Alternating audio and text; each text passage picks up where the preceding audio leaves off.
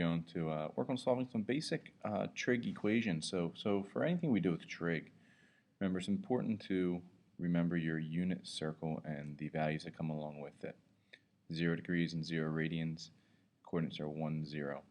30 degrees or pi over 6, our coordinates are root 3 over 2, comma 1 half. At 45 degrees or pi over 4, our coordinates are root 2 over 2 and root 2 over 2. And of course 60 degrees or pi over 3, we're looking at 1 half, comma, root 3 over 2. And then at the top of the circle, 90 degrees or pi over 2 radians. We're looking at 0, 1. It all comes back to that. Everything we do with the trig, for the most part, comes back to the unit circle and the values of sine and cosine. So let's take a basic example here. Let's say that 10 sine of theta equals 5 root 2. If you solve this just like you would solve any algebraic problem, we're trying to solve for the variable. Okay, the unique part about trig functions are you cannot separate the sine and the theta. That is one term. Okay, so you can't divide by sine, you can't divide by theta, nothing like that. Okay, sine of something. That something and that sine are forever together. Okay, they are interlocked. They cannot be split. They cannot be separated. So our only option here is divide both sides by 10. Divide by 10. 5 over 10 is a half, so we get root 2 over 2. So this is really asking, at what angle does the y-coordinate have a value of root 2 over 2? So we look up here. Oh, right there. Pi over 4. But think about this. Isn't sine also positive in the second quadrant at a pi over 4 reference angle, which means the entire angle is 3 pi over 4. And I could go on forever and ever and ever by listing coterminal angles. So I'm going to take pi over 4 and add 2 pi to get 9 pi over 4.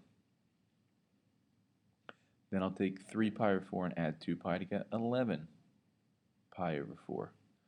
So on and so forth in both directions, right? I could do negative 3 pi over 4, or sorry, negative 5 pi over 4 and negative 7 pi over 4. They could also be solutions.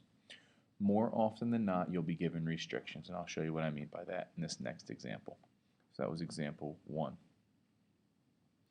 Example 2, let's say we have 8 plus 3 cosine 2 theta equals, let me see one that comes out to a nice value here. Let's do 14. Let's see how that works for us. Whoops. A lot of stuff disappeared there, so let's bring it back by hopping to the next screen and jumping back. Technology's great. So first step, remember again, this is one term. You're trying to get the trig function by itself. So I subtract 8. And I get 3 cosine of 2 theta equals 6. And sorry, I want to make a quick change here and change this 3 to a 12. My mistake there. We'll do 8 plus 12 cosine. There we go. And now divide both sides by 12. We get cosine of 2 theta equals 1 half. Okay, so I'm going to put a restriction on this one. This would be in the beginning of the problem. That would say something like, solve for all theta between 0 and 2 pi. So I don't want answers that are bigger than 2 pi like we had over here. I'm not going to find any coterminals. I want only 0 to 2 pi. But now be careful. I'm taking cosine of something. Okay? That something is my angle. Theta is my variable.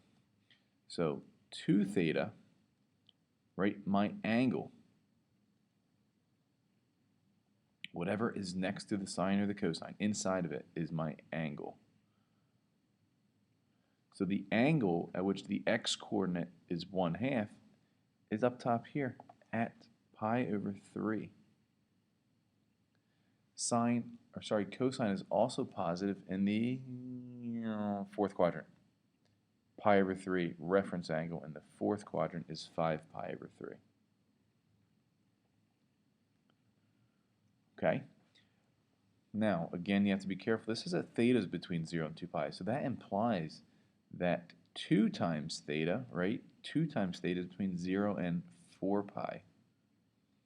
So I am going to continue to go around the circle one more time.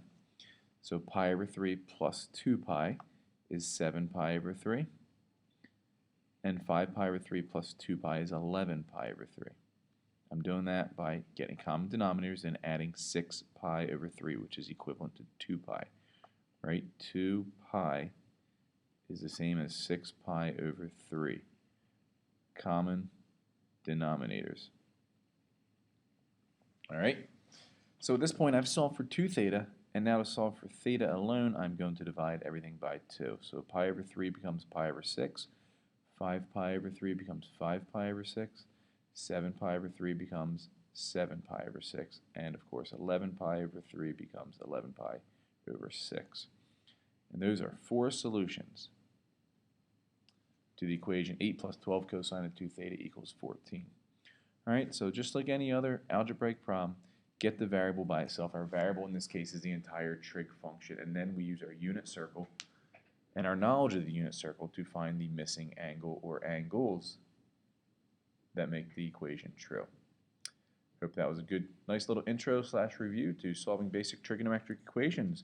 Later on, we'll work with the not so basic trigonometric equations. Have a good one.